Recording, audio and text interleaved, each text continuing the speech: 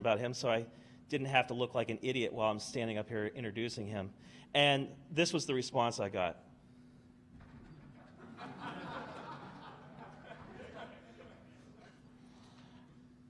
As it turns out, Art has many skills, and one of those skills is avoiding being found anywhere on the internet.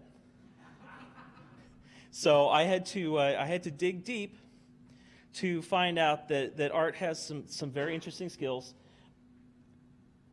He has a background in boat building, obviously, and he's going to tell us about that today. But he also does some other interesting things. He does a lot of baking.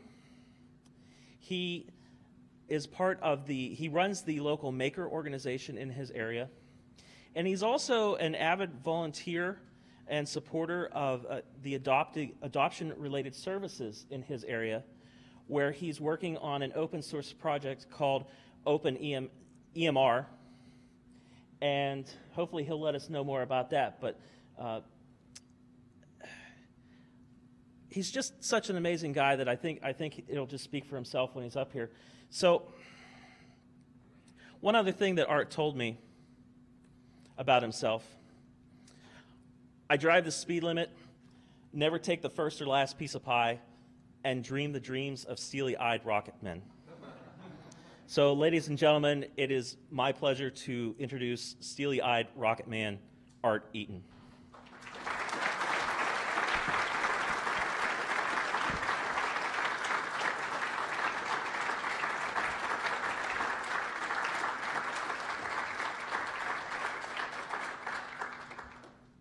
Thank you, Dan.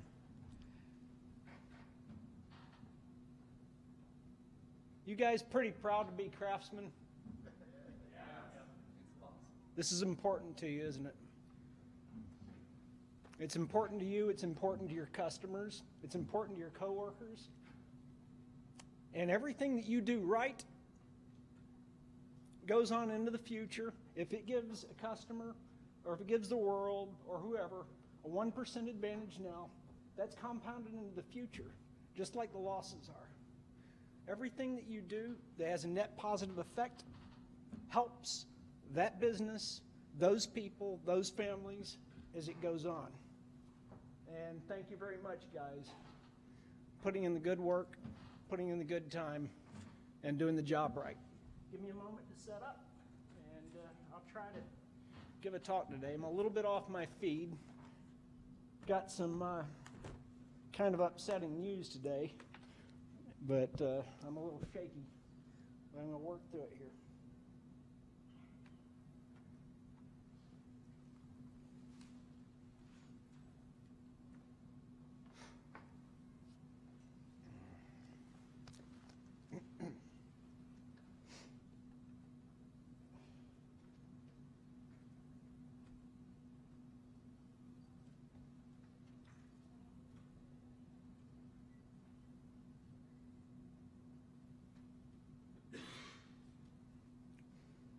While I wait for 3 levels of encryption to cycle through here, Dan mentioned Open EMR, and that's a project I've been with for something like 10 years now. Open source, benign anarchy kind of open source project, crammed together with PHP and and all that other good stuff all over the place. Part of our organization has gone off in much in the way that am I not speaking loud enough? I'm sorry. It's not us. It's me. Everybody remember the Open Office project? Oracle? LibreOffice? Any LibreOffice users here? Oh, there's a few of us. Okay. Well, let's just say OpenEMR is going towards LibreEHR. And there's an organization called OSERA, Open Source Electronic Health Record, Association. And that was launched by the U.S. government in support of taking their product, which would be Vista, which is the Veterans Administration product written in mumps and what have you. And they support that project, a number of others, and very soon up at, I guess it's OSCON, they're going to be announcing the new Libre EHR product, and we hope to be doing well with that here in the near future. All my dirty laundry, gosh.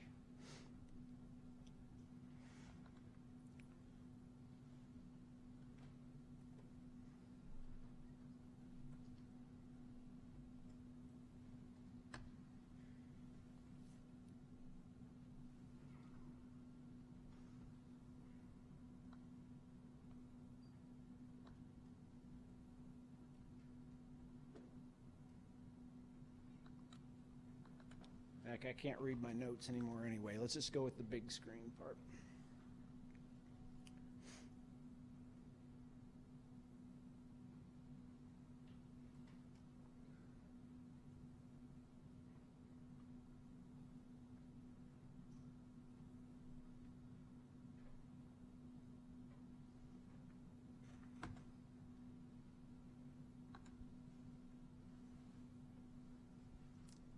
All right, the dark art boat building and project management, of course. Neptune's law, make all well, nor make it all, your bulwarks and your boasts. Meaning that if you're going to do something, you do it right unless you're planning for failure. Planning for failure sometimes is a really good business model. It's not necessarily the best one for society as a whole, but it is one that can be used effectively by one business pretty much to the deficit of another. But if something is important, if something has to last, if something's going to be used in the future, typically speaking, you've got to build it to a pretty high standard. We all know these things, and sometimes we take them into consideration. And everybody needs some sort of foundation on which they're going to set up their philosophy for development of a product. They're going to need some sort of level of self-check to say, does this meet with my standard? Mottos and the like are great, but as we all know, you factor your project into the organization of the project itself. If you have a standard you're shooting for, you set the project up so that the results are going to follow your standards. Okay, what does it take to be a boatwright? Well, the prerequisites to be a boatwright, and a boatwright is this guy that works on boats, right? He's got to be a plumber, carpenter, mechanic, electrician, painter, machinist, a wide variety of crafts. Now, these are the minimum level, entry level, or should I say, the prerequisite skills. He's got to be all of these things before he goes on to the next stage of truly being a boatwright or a master boatwright. Okay, well, this is pretty reasonable. You look around a boatyard, and somebody's got to know everything about the project. So, we're building a boat. Cool. Do you have a mechanic constructing or designing the hull? No. You build all this stuff. Do you call in an interior designer at the last minute and have them put up curtains over all the ugly stuff? No. Do you put up all the curtains and put in all the nice cabinetry before somebody has routed their wires and their plumbing, etc.? No. Everything has to be planned out ahead of time. Somebody has got to know holistically what makes the project work, how it all goes together. They've got to have some sort of ground level experience. When you're talking about somebody who's running part of a project, all the above here is very important. When you're talking about someone who is deciding whether to take a project on in the first place, and managing that project and getting the product out the door, they've got to have a much wider range of skills in this. But the basics they've got to have under their belt before that. Now, we say, not everybody has to be everything in an organization. unadaptable specialization is for the insects. If you're a one-trick pony, maybe you can be in charge of a great number of things, but you're not the boatwright if you're the one-trick pony. The boatwright might not be able to do that one trick as well as the person we're going to call the yard bird can. Might not even be anywhere close to the skill level, but he understands it. He has done the job. He's been there, he's sat in the seat, he has held the tools, he's made a product with it. He's been able to understand it by osmosis. He's got the splinters to prove it. He knows what it takes because he's got to have been at that level before he goes forward. Okay, so what are we talking about when we're talking about a skill set for the person in charge? And when I'm talking about person in charge, I'm not talking about, well, your management team should do it. What we're really talking about here is deciding I'm going to run a business. I'm going to deliver product for people. I'm going to promise people things. I'm going to deliver them. I'm going to know what I'm going to be able to build. I'm going to know what my shop is capable of building. Because if you hire yourself out as a professional, as a person with competence that knows what they're doing and can see the path that a project has got to take to not build what the customer asked for, but to solve the problem that the customer is trying to solve, and determine whether that problem actually needs to be solved in the first place. If you're not able to make that determination, then really, as you know, if you're charging the top dollar and you're incompetent, you're endangering their business. You're endangering their families. You're endangering everybody around them, the businesses that are associated with them. That is stealing.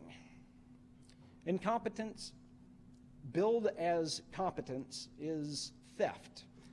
And don't want to be real, not trying to be real preachy here, but I'm just throwing out some of my own feelings, my observations.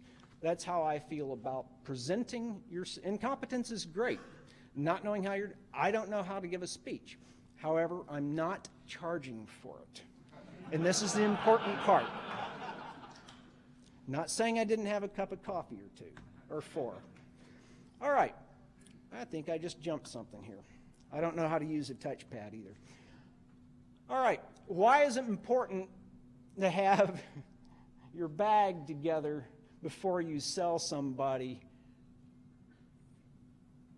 their business, a vessel in which to carry their livelihood forward, to go out on the sea? Because when they develop something new, they start doing something new in a new way. It doesn't matter if it's obviously the only route. Okay, the island that they were living on is sinking. They've got to get off it. Well, they need a ship, right? But they're not, in the short term, increasing their chances of survival of getting on the ship that you're building and sailing off into the unknown on it. They're taking a huge chance. You're the key. Their trust in you is what they've got to have. One, you've got to be trustworthy to bring that product to them in the way they need it before the island disappears under the water. The other item is you've got to make sure that they are confident that they should have confidence in your ship. Because if they're not all on board when your product launches, you don't have their trust, trust me, it's still going to fail. They will sink that ship one way or the other. The customer needs confidence in your product when you put it out the door. They've got to look at it. Everybody on the dirt can look at it and say, oh, you know, that's going to go wrong. Look at this, da-da-da. When you finally, and I'm a complete pessimist myself on land. We're all going to die if we get on this thing. Once you're out at sea with it, everybody on board has got to say, don't give up the ship. This is going to work. We're going to survive. Hand me another 5-gallon bucket. I think the water's getting lower. You've got to have confidence both ways between both the builder of the product and the people that are going to use it. You need buy-in. All right, we already talked a little bit about benefits and penalties compounding into the future. There are plenty of studies with nifty scaled vector graphics that you can look at where the costs of some sort of failure, some bank, some financial institution, some company, some supplier of some vital piece, happened 20 years in the past, and the repercussions are still going on. People invested in a Ponzi scheme, you name it. The studies are out there. It's obvious. Anything that you do can become a situation like this. Anything that you do. You don't know when you've stomped on the vitality of something important, but you always know when you have helped it along. That becomes really important. Say, oh, we built this cool product. Okay, we built this cool product. Yeah, it's too bad the business that we built it for went under, because that was a really cool product. That's not necessarily a measure of success. That's an unknown. That's not something you can say, yes, we definitely achieved this. There are definitely problems with analyzing your scale of success for your customers. There's a lot of fuzzy logic that goes on. But the only thing you can really do is, on the outset of the project, make sure that you know your business. Make sure that you're trying to achieve what the customer's effects, what the effects the customer is trying to achieve before you get there, and know enough about what they are doing so that you're a proper counselor for them. Okay, you see the space shuttle. Anybody out here have opinions on the space shuttle program? Anybody familiar with it? Have some sort of feelings about it? Well, engineering community here, Central Florida, has a few feelings about that. You know, wings in space. Okay, this was sold to Congress, and those engineers at, NASA, Lockheed, you name it, they were basically told, well, you want to build rockets? This is what you're going to build. The choice was made for them, what they're going to build.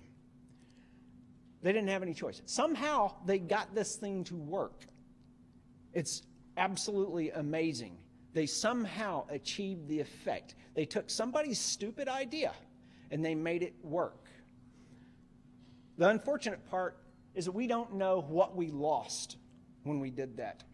We have a generation that looks down to their smartphone versus looking and saying, wow, look at these cool things. I mean, we don't have the touchstone that the generation that actually built this has because of this. Not knocking anybody that worked on the project, but some projects never should have been built. It never should have gone. The effects this is going to have, we lost 20 years putting something up 100 miles that way. We're not doing a whole lot of things. We have paradigms that say it's too expensive to go more than 100 miles that way. We don't need to go more than 100 miles that way. In fact, we don't even need to send people 100 miles. We don't know what we lost. We may never catch up. What's 20 years in technology? It's a lifetime. And for one organization, a 20-year setback, absolutely, incredibly unbelievable, the effects that you're talking about. Okay, are you a shipwright or are you a yard bird? Well, let's talk about what goes on in a boatyard, or let's talk about something that's happened in a boatyard. So I hear. Sometime about 1980 or so, there was an outgoing generation of craftsmen. And they really took a lot of their skills with them, and they were not replaced. They just faded away into the woodwork, literally. About 1980, there was a boatyard down south of here. And in that boatyard, there was an ancient hulk of a boat that was sagging down on top of the boat stands. The hull was bulged out and twisted. You could see half-inch gaps between the planks all over the place where it just worked out of shape. And it had been, like I say, it had been there, I hear tell it had been there at least 15 years, sitting right there all this time. Well, one of the people in this boatyard, let's call him the big game hunter. There's a big game hunter, and he worked with the boatyard. Now, the big game hunter is running around looking for contracts. He's looking for things to sell. He's looking for something that's going to bring in money to the organization. Anybody here have a big game hunter in their organization? Somebody that goes out, looks for what can we do next. Now, a big game hunter does not necessarily always know if you can actually do that or not. They don't necessarily know if it's possible. But there's this thing. So what does every big game hunter have? They've got a hunting guide next to them. Big game hunter looks and says, hey, look, I want to shoot this elephant over here. And, you know, the hunting guide's got to say something like, no, sahib, don't shoot that elephant. You'll just piss him off. He's going to come over here and trample us all. Okay. Somebody's got to be there to advise that big game hunter. But in this boatyard, there's a big game hunter. And he went to his hunting guide after he talked to some, Yankee that lived from way up north of Miami somewhere. And he said, hey, I got this thing going on. You know that boat back in the back corner there? You think we can, put this guy into that boat? Well, the boatwright took a look at everything. He knows what's going on. This is a hopeless wreck sitting out there to, anybody's eyes. But he knew what he was about. He went out there and, he figured out what it would take to put this thing back in the water. He also made sure that this kind of thing, if it was all put back together, let's call it refactored, that this thing was going to actually solve the need that the customer wanted. They weren't going to come up with something, put it all together, and then show it's like, here it is, where's the other half of my payment, and have an issue. He made sure of he factored in things that every problem that he had seen in the past 40, 50 years, come up with something that he was able to factor all that together. He was able to write it up. And then he hands it to the big game hunter and says, here's your gun. Go shoot that elephant. We're ready to cut up some meat and have a barbecue. So, boom. There it is. Now, this particular elephant was actually the haunt of this, I guess you'd call him a marina urchin. And this particular marina urchin, when he wasn't running around swapping out gas cans and rental boats, treading his bare feet through the bottom paint and heavy metals of the sand, he considered this one particular hulk sitting out there to be his personal fort. So when Old Red showed up one day and started mentioning that he was going to be refactoring this particular project, the young urchin, he said, well, cool, I'm going to be part of this. So he got to watch Old Red work. See these tools that are sitting right here? Looks like a couple of weird-looking mallets and a couple of pieces of steel. Well, Old Red took pretty much those tools and a couple of others, and in between jacking around some boat stands and moving some things around, and pounding cotton into the seams of this old wreck, I was able to watch that hull go from this twisted-looking mess to a not-so-twisted mess to an unhogged mess back into some beautiful shape I had absolutely no idea that it was supposed to look like in the beginning. And it wasn't just like mostly there. It was as fair port and starboard as you could possibly hope for. It looked like a complete, I didn't even know, the young urchin did not even know that, that was what it was supposed to look like. I have no idea how he achieved this effect. I mean, it was I would have, this day and age, I would still probably be tearing frames out of it and replanking it. But he was able to pound cotton into the seams and tweak this thing back into this shape. Okay, fine. Immediately after he's done with that, he just pronounced himself done. He hopped inside. He's pulling injectors out of the diesel engine. He's priming things up. He's making pumps work. He's running through the electrical system one end to the other. He's writing up a whole bunch of orders for different things and some procedures for, this guy and that guy, and handing off all these little jobs to all kinds of people. And there's guys over in the big paint barn that are pulling down this gigantic ancient mast out of the overhead, and they're working on that, and they're rigging that out and all this other good stuff. And then they take the boat, and this urchin's grandpa comes out there, asked Red, "You ready to go?" Red said, "Yeah." So they whipped the travel lift up under it, took it over there to the boat launch, dumped it down in the water, and every plank on that thing started spewing water like a fire hose.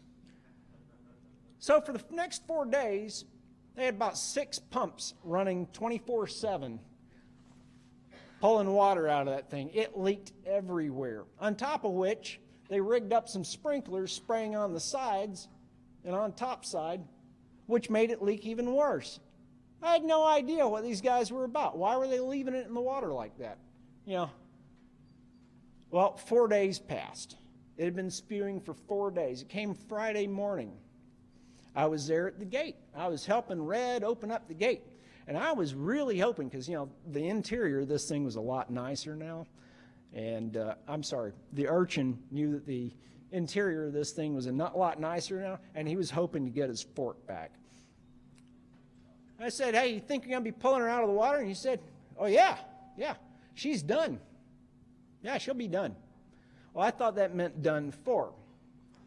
Well, I was sure that he was prophetic in a different way when we went down there, and there was definitely something wrong.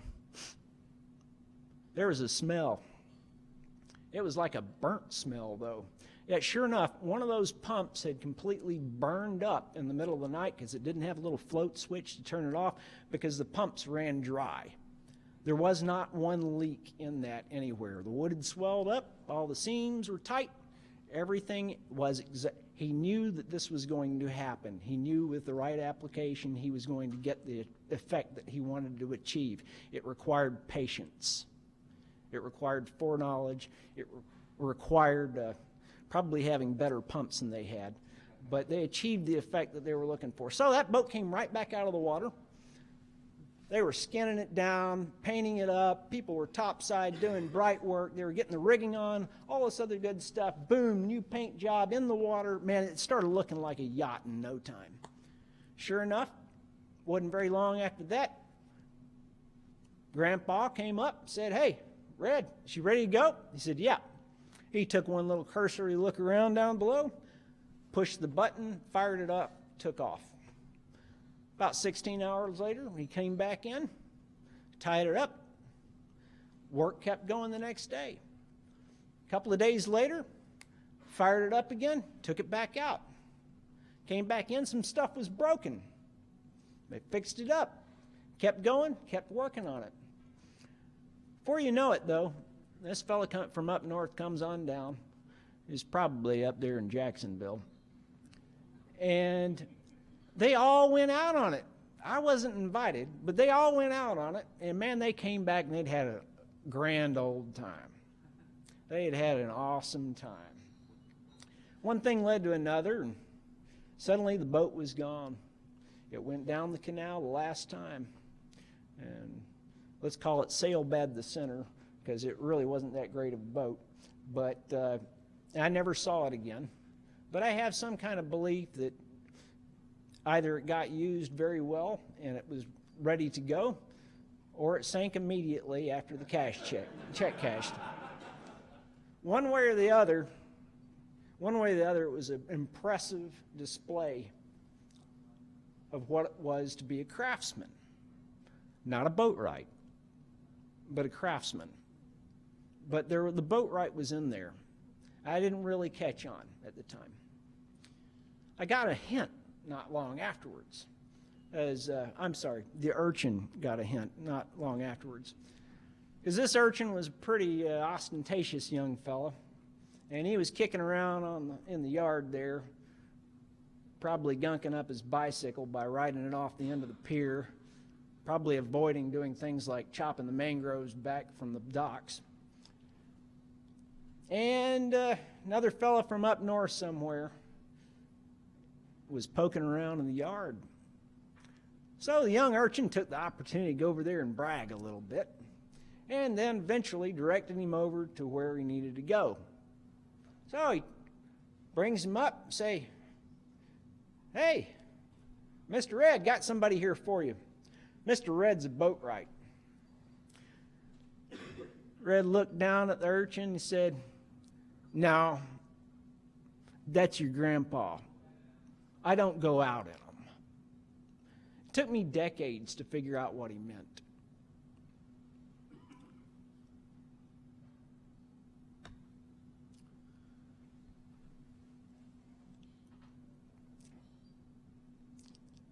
Who's the boatwright? Okay, the boatwright's going to be taking the boat out for sea trials. It's his responsibility to make sure the customer is served. It's his responsibility to take on the task of ensuring that his work does not negatively impact his customer. It's also his job to do all the discovery, all of the, due diligence, to make sure that she'd be doing the job at all. It's also his job to sit there, look somebody in the eye, knowing that it's not necessarily a great thing to be out of work, but he's got to be able to look at the customer and say, "No, I can't do that, or I don't think you should do that, or I'm just not going to do that for one reason or another." So when's the last time, this is something the boatwright's got to ask himself, when is the last time I actually said no to a project? Why did I say no? Am I ready to say no again?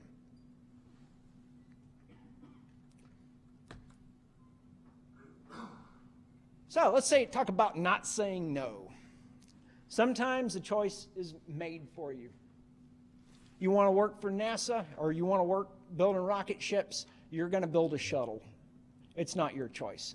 That's what's available, period. Kublai Khan was not a great shipyard supervisor, but he decreed that they were going to invade the shogunate. They were going to cross the Sea of Japan in force. So he had about 10,000 really cruddy pieces of work put together. People had, what do they call them, when you have to produce a certain amount? They had quotas, yeah, they was on a quota system. Now, the marine archaeologists today tell us that this was definitely an issue of a quota system in action. Apparently, the copies of riverboats that were sent out as troop carriers did not perform as desired by the management. The management didn't necessarily have the final say on how that was going to go down. He did have the say on how it was going to be approached, who was going to do what corners we were going to cut. His guys couldn't really take no. He wasn't going to. His guys couldn't tell him no, though. That was not part of the issue here. Then there's guys that, not that they just don't know, but, they cut corners for some aesthetic reason. This is going to cut into the grand ballroom. We don't really need the bulkheads that high. We haven't tested, but we don't think that we need the bulkheads that high. Okay. Part of the big issue there is they didn't even realize they were cutting corners because they didn't have what we call, unit testing which, by the way, was part of the system, but they didn't have it in place. The shipyard was set up to do unit testing. They did models and all that good stuff, but there were some really seriously important pieces of this process. They just kind of like, nah, da, da, da, da, da, da, because it was really good money and things were a little bit hard in Belfast at the time.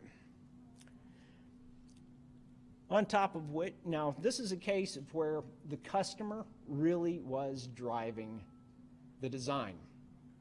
They weren't saying no at the appropriate points. The customer was insisting on a big grand ballroom somewhere. Something had to be cut out of it. The project was too big to fail anyway, so why would we need all that? So we're talking to our customer. The initial consult, you get it off to the right, on the right foot from the very beginning. Do not tell me about the boat. You tell me about the cargo. Do we need to bring this cargo? Does the cargo is there a market for the cargo in the first place? Now that should be that business's job, but you need confidence in your customer. How well your product shows up on the market is strongly reflected on and how that customer uses your product, what level of success that they have with it. You need to find out what they're doing with it. What is the what is the desired effect? Not what it looks like, not even what it is, anything about it. You're building to the delivery of cargo, the job that the tool does. You're not building a tool. You're building an effect. You're never building a tool. So when you're talking to the customer, they're going to immediately start talking about the tool. Has anybody ever gotten a news flash from a new customer telling them about the really new cool thing that they saw on the internet that they think you ought to use? Anybody? Somebody doesn't have their hand up. Okay. Well, how are you going to tell them, hey, this is the topic we're going to get on? Do you have a facilitator that's sitting in the room with you when you're doing the consult? Are you able to do the consult and facilitate the conversation, steer it to what you need to be talking about, which is the cargo, the cargo, the cargo, not what color palette is going to be involved, not whether it's a boat or anything else. The initial consult is done in completely ignoring what the tool should look like, what it should be made of, or anything else. We just want to know what we're trying to achieve, and if they're sure they need to achieve it.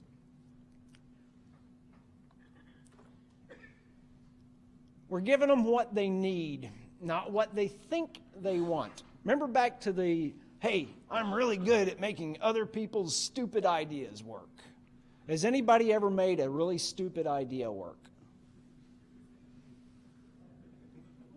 Really bad idea. It's like, was it pulled by a Humvee? Okay. Now, you took the customer's specifications, and man, you drew them all up, and you say, here it is. And their jaw drops to the floor. And, okay, what are we looking at here? Okay, well, let's just first ask a question. What do we think the job of this boat is here? Live on it. How about, who here thinks that they couldn't have fun on this boat? I mean, it's not sexy. That is not a sexy boat. That's not going to excite the customers. However, you are far more likely to actually have sex on that boat than the speedboat. It's going to achieve what you're trying to do. Man, it moves around. It's comfortable. You can fish off the side of it. The kids can play on it. And somebody would buy it when you're done. And your investment is very minimal. And if you think that Shania Twain on sailing by on the Country Girl mega yacht is going to actually have more fun, or probably even see the end of the jetties more often than you do, on that or a 9-foot dinghy, if that's your game, probably wrong. So, in the end, when we're talking to the customer, we're not going to be discussing paint colors. Not what it looks like. We keep them off that subject. We get interested and we show them that we're interested in their business, not what we're going to build for them. We're interested in their business. And of course, there's one other factor. You got to keep control of the uncontrollable. When they come into your shop, be kind, be charitable and cautious. But most importantly, remember that if they come into your shop, they should not be deigning to treat with you as an equal. You get to determine if you do this job or not. They are not dictating terms to you. Do not let them dictate terms to you. Do your craft. Stick to your craft. Me, boss, you not, as far as this is concerned. You're consulting. If we come up, I need to hire a mouth. Cool. I hire a lawyer. Cool. I'm going to tell him how to argue my case? No, I'm going to shut up and let him do his job. This is a requirement of your customer. They've got to know that they're talking to their consultant. They've got to know that you're going to be taking care of them and that you have the competence to take care of them. And at a certain point, after you've had your discussions, you're going to be in charge of it. They can fire you at any time. That's fine. Give them an easy way to fire you at any time. Because if you don't have those lines in the sand, then you're not going to achieve your project. Who here has had a bad customer service or customer relations issue in the past? Who here has something floating around in their shop, some piece of wood, some chunk of software, some file, some email that you can't completely get rid of, but you look at it every time and you go, oh, that dude. Anybody here? Yeah, something? A lot of you guys reformat pretty often. Living off VMs like it was a suitcase in a dirty hotel. Let's talk about those. I don't care whether or not you got to spin up a completely new running instance of the actual production system that your customer is going to be using. I don't care if, well, let's say we're building a shrimp boat. Okay, fine. This is going to go into the fleet. I need to know where you're going to be shrimping. I need to know how many guys you've got, what their skills are, everything before I build you a shrimp boat. Or you and Bubba Gump are going to be hanging out in the hard times. You need full access. Full access. You're going to tell the customer, I'm taking responsibility for your needs. I'm going to take responsibility for your company. I'm going to have authority to proceed as is needed to achieve this effect. Once we get to this point where we've contracted, we know what the solution is. This is not always completely possible, but make sure that you have access to the resources. You know the full story. What's the backstory? Who can you talk to about these things? Do we have a liaison set up in your shop that I can ask the billing lady that's going to be using the billing software that we're writing? Do I have, I'm building a tandem kayak, a 2-person kayak. Okay, who else is going to be in that kayak? Who else is you going to be paddling around with? Have we talked to everybody? Because if we don't have buy-in from all of the users, the actual end users of this product, before we start, that's another way that somebody is going to make sure it fails. We've got to have people on board. Not to mention the fact, the huge benefit of talking to everybody else to find out the whole story, or to just flat out find out pieces of story that your customer didn't think was important or wasn't important to them. Or, I mean, they're just one person. And we all know what happens when somebody who's buying something and somebody who's selling something get together and talk. They both lie their rear ends off. They don't realize it, but they cannot help themselves. There's something that is left out. They can't help themselves. You need full discovery. You need full access to the organization. You need proper liaisons to discuss things with them.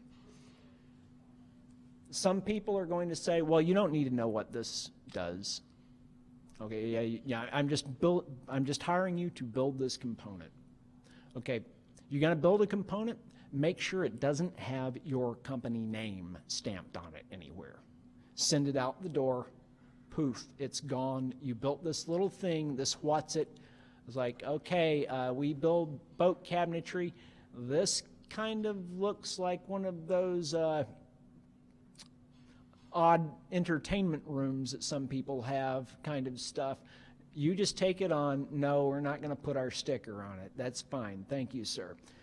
But if you're in charge of, if you're in that business, that's one thing. If you are building solutions for people that are going to be used and have to be maintained in the future, then you need the full disclosure of what you're going to do, who's going to be using it, how it's going to be used, what its maintenance cycle is going to be, what people expect of this.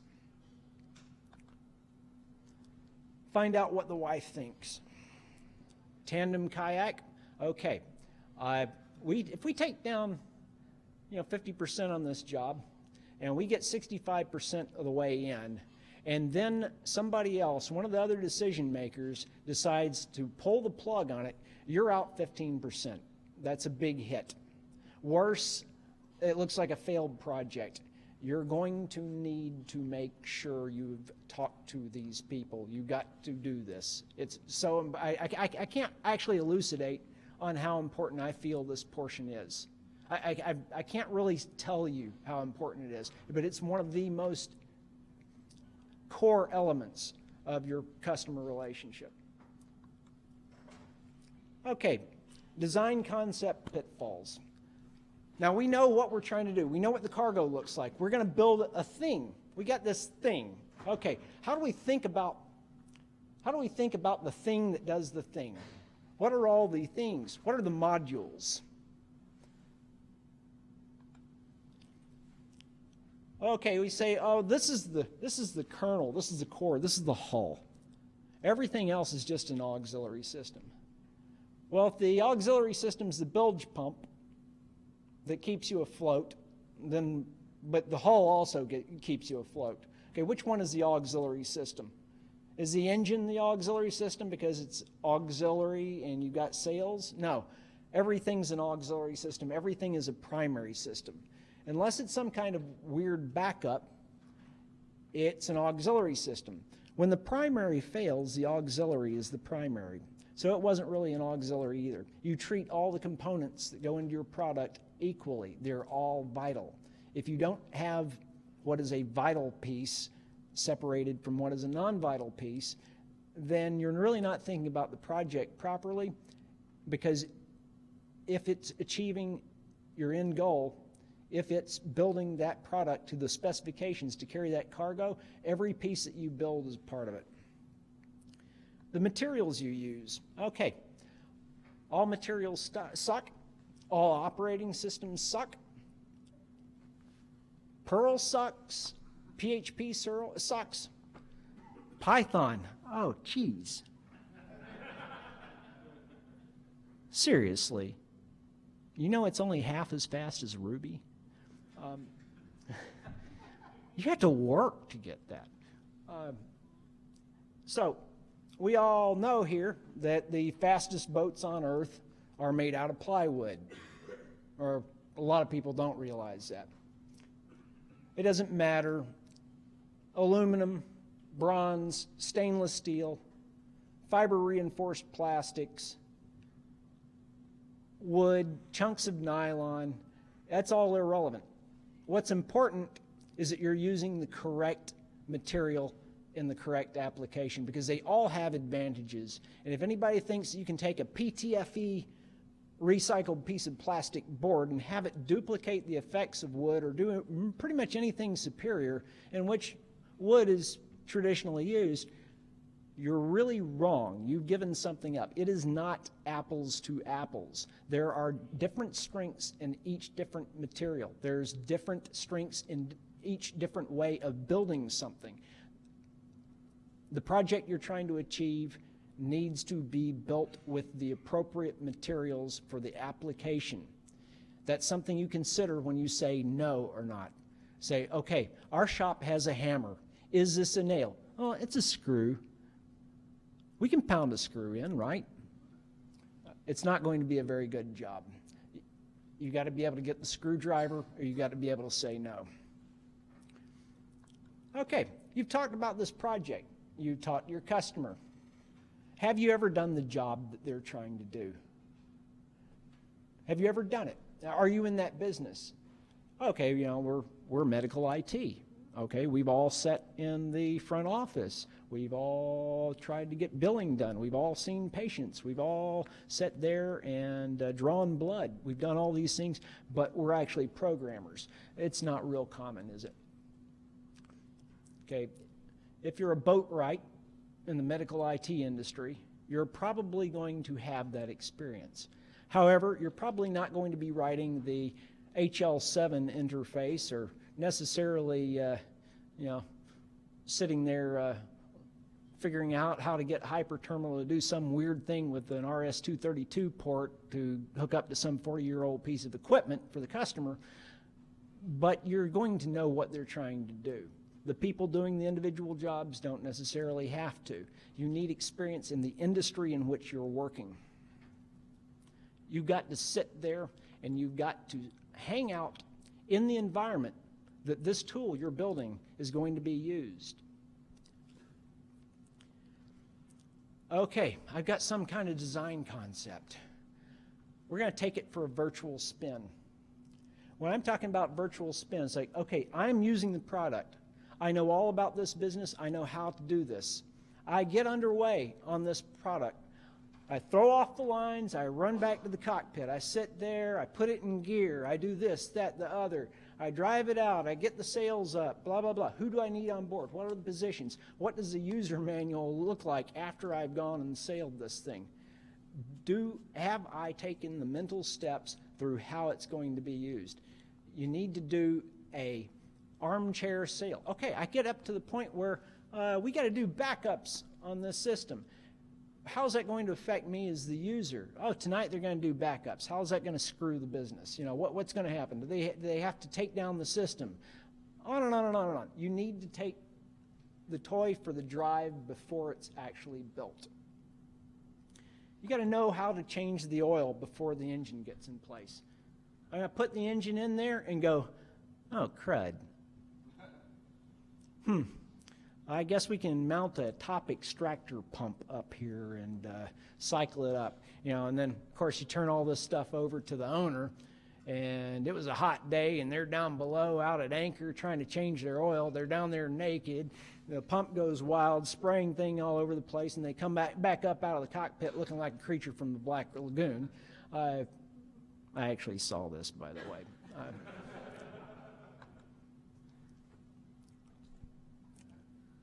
Now we're building things in a modular fashion, right? We got modules and we got unit testing and all this other stuff. And we have this thing, we're calling it the microkernel. Cool. Some modules are less modular than others. There's crosstalk that happens. On and on and on and on. Well, we got to know which pieces get built first. Things are built from the ground up or from left to right or top to bottom, however they may be. but which systems go in first, what they look like, how much room they take, what's their footprint, where do they live.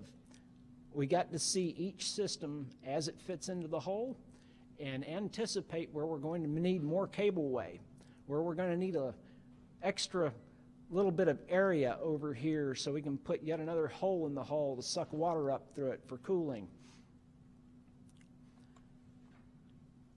But all the same, you're looking at this cargo you've got to move for the customer, and you don't have a starting point. Yeah.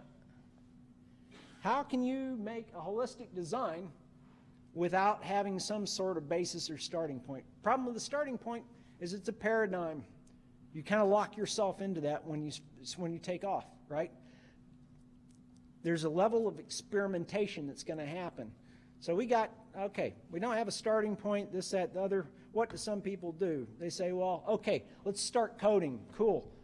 Agile, whatever. Just, hey, dudes, it's a thing, and I think it's going to have something to do with, the internet or some of that other Al Gore stuff. And just start coding, dudes. It'll be okay. There's going to be a little bit of that, but we're going to think, in your guys' terms, hey, we're building models. We're going to be testing the models. We build a model. We can throw away models. We can use pieces of models. We can put it back together. We can keep testing the model, the basic framework. Every time we learn something about something, it comes right back around to us. And we've got to change our design. People might want to say, well, that's waterfall. It's like, no, this is project planning. This isn't how something is built. This is how something gets completely out the door. There's planned milestones that are involved. But more importantly, there is a point of confidence, once again, for your customer to say, it's being planned. I can see the progress. I can write the next check. There's an advantage both sides. On one side, you don't have the workers just sitting around. They're already making jigs. They're already setting things up out in the yard for where the boat's going to be built, because we know it's going to be a boat. They're sharpening tools. They're getting things ready. They're they're not ordering paint yet. Because efficient design philosophy sometimes yields real surprises. Okay, we had a relatively simple objective. We were pretty sure that we were going to need a hydrofoil-borne gunship that used a gas turbine generator and an LDAM asynchronous wound motor system with the jet drive. But what we wound up with was a dinghy with a 50 caliber machine gun. Now the customer may look at this and say, okay, yeah, that was the specification that I gave you. That was a real good job. I can't argue, but maybe we should build in a little more reserve capacity. Okay, fine. You say bigger trolling motor?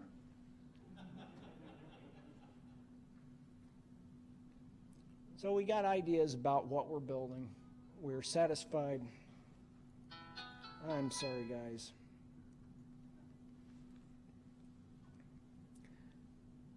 We're satisfied that we know what we're building. We know where it's going to be built. We know who's going to build it. And we want to make sure we've got all the pieces coming in as they are needed, because we're not making another damn run to the store today for some little piece. If there's a hang-up in the project, you're going to have 15 other things that are sitting there ready to go, that are planned. We know how to do them. We may not have started on them at all, but we have a work area for them. We know how to do them, and you can shift over to it. When you stop, you document where it's going. We come back to that piece when the part arrives. We have the rest of the specification, and we hit the problem. We have to shift. We can't work on the same thing day after day, time after, until that piece is done. We know the specification. Anybody here had specifications change in the middle of a project before? Don't entirely blame the customer or the project manager for this. That happens. That's healthy. There's a limit, everything in moderation. You can identify when it's not going on in a healthy fashion, and that really doesn't help your productivity much. But those are going to happen. But be ready to shift jobs, but do it cleanly. You're frying up some onions. Cool. The water's now hot. I can put the lid on this for a second. I can shift around and I can get the pasta going in the pot because I know I need pasta. The cover's on the onions. You can pull it off. You go, all right, they've caramelized nicely. We can go on with this. So you're getting ready to build this, and you've taken a payment. Now, you've taken a payment, but you've also invested. You looked at the project, you said, okay, well, I know we can do this. I know we can do this. I don't have all the resources, but I know that I can get the resources that I need because I need one more guy. I need one guy who's really good at gold leaf because we're going to have a lot of gold leaf on this project. Okay, it's really, really expensive to invest in a guy to do gold leaf. That's a new customer. You better be ready to get into the gold leaf signage business once you've hired this person because it's expensive to maintain. You've shifted your entire business one stage to the left. You're now in that business. Raw lumber though? Okay. We say, okay, I have like 5 general people. They can do pretty much whatever I want. At least every one of them can do gold leaf and plumb a toilet. Okay, we've got some adaptability with these people. They're not hyper specialized. You buy a tool, you hire a person, you engage a person, you deal with HR for one special piece, and you bring it into your company. You have now changed your business for one project. If you can get away with not training one of your people to do gold leaf well enough to get through this project, then what you've done, instead of piling up a bunch of specialty stuff that's only good for this one job, you have a stack of lumber. You've got people that are more capable. You've got something that you can use for anything that you need to, and if it gets cold and you're hungry and there's no food in the house, you can at least burn this stuff to keep warm. There's something to it. You keep your material stack, you keep your capability as adaptable as possible, even in the middle of the job. When you plan for it, if you're more adaptable that you can keep your organization when you're going into the job, the better off you are. Just always remember the 7 Ps. Proper prior planning prevents piss poor performance. It's the job of the boatwright. It is not the job of the yardbird. The yardbird is counting on you to do your damn job and keep him working so he can do his craft. Because he might not come to work. He might just be the kind of guy that's like, I'm not doing my craft. I don't care. He's not chasing dollars usually. He's doing it because he loves doing that, and he's proud to do that. And he's really happy to give this product to some people, and he likes to eat too. And he likes being appreciated, and he likes having his name on it, but he's probably not going to go chasing the dollars. That's why he's hired you, his boss. He's paying you to find work for him, keep him in work. You do that by properly planning the project. He's dependent on you as much as you're dependent on him. And so, yeah, you've got to write down some instructions sometimes. All right. Just because you're paranoid doesn't mean that King Neptune and the Sea Witch are not trying to kill you. That project that you have built, you say, okay, how can we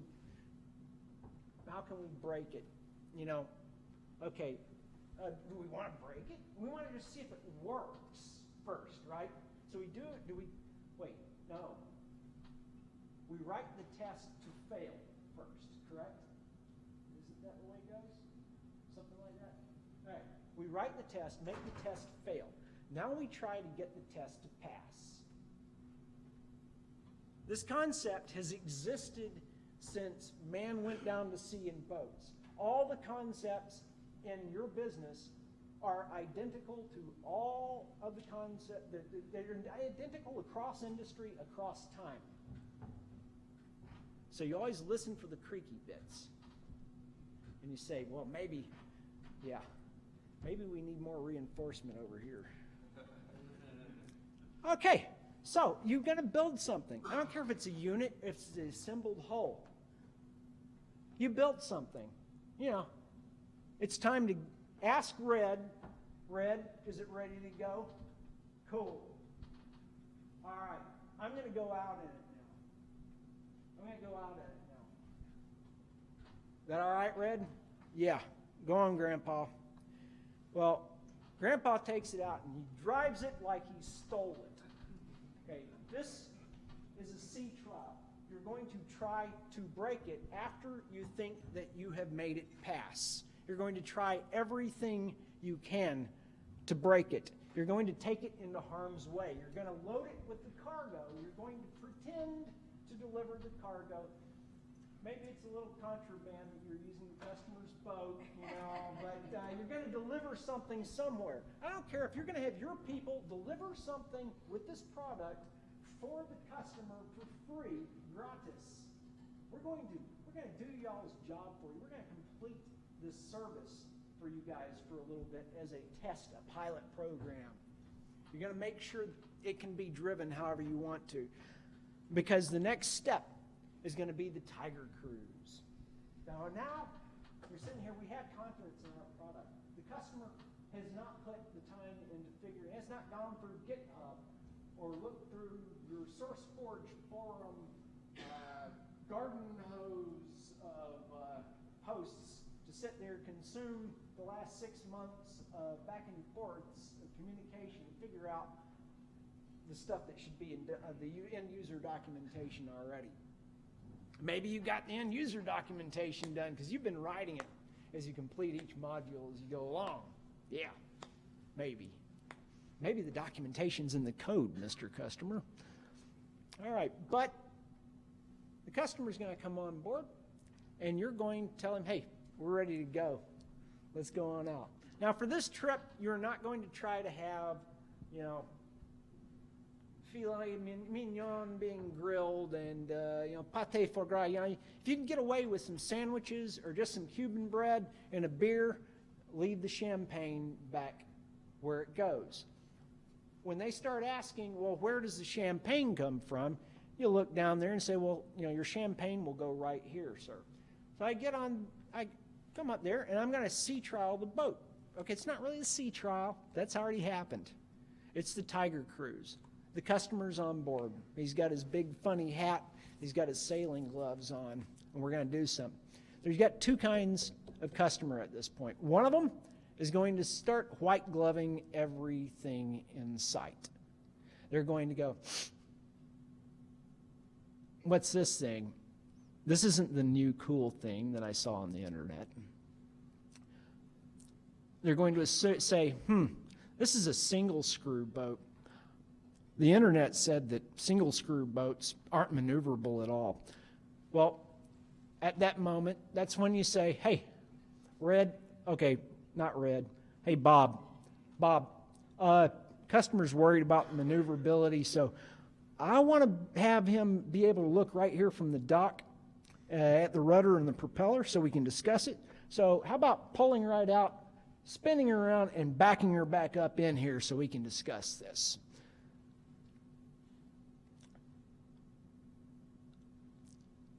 Each and every, they're going to be, like I say, there's always one of two different flavors. The kind who's going to say, cool, let's take a ride. How does this work? And they're going to sit back and they're going to let you, as you go on the cruise, they're going to see you do it. And they're going to watch and they're looking and they're observing that, yes, it can do this. It can do all this stuff. I have seen it. I've witnessed it with my own eyes. The other one is going to sit there and confront you with their concerns from the get-go before they know anything about it. They're going to either be thrown off with impression or they're going to be hostile when they start. Either way, you use the same approach. Welcome aboard. Here's your piece of bread, your beer. Let's go. Shall we go out? It's hard to describe the different scenario, the different ways this plays out, but I'm pretty sure all of us have been at that point where we had to show the customer what we have built for them.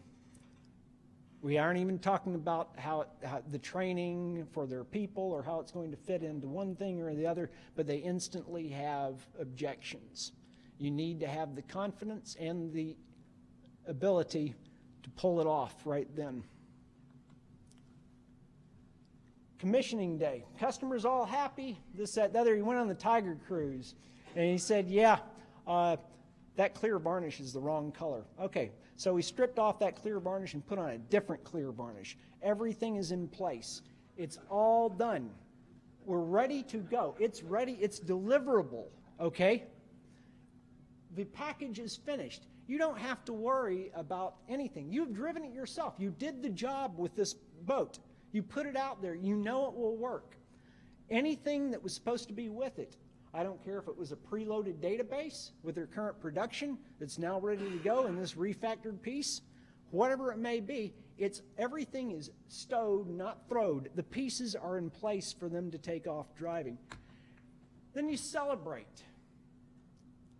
The customer should know that you're happy. You are absolutely pumped that their product is going to go out and it's going to be helping their customer and their name's going to be about it, and they're proud as hell of what they've done. We all know that doesn't happen very often. We've all seen the tongue-in-cheek launchings of, Fudware.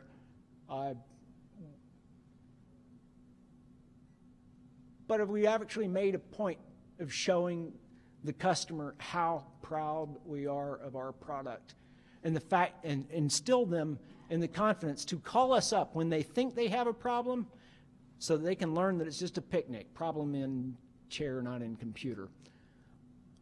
If we've got that taken care of, we're going to have a lot better communication with our customer for support, all this other good stuff in the future. We're going to know what they want for the next project.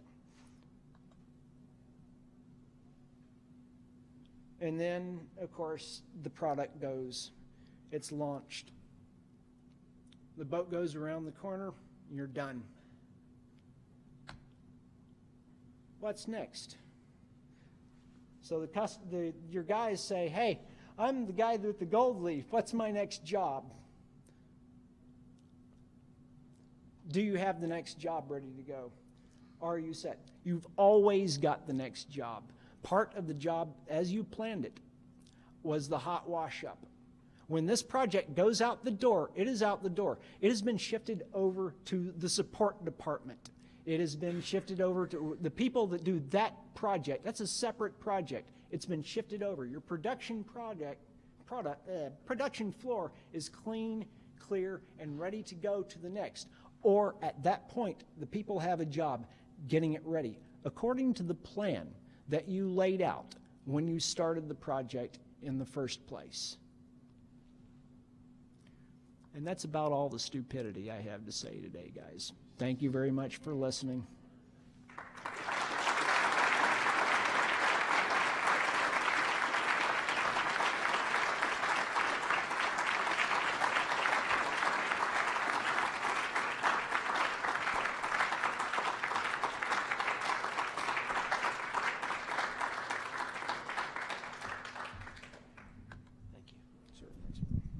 Okay, that concludes day 2.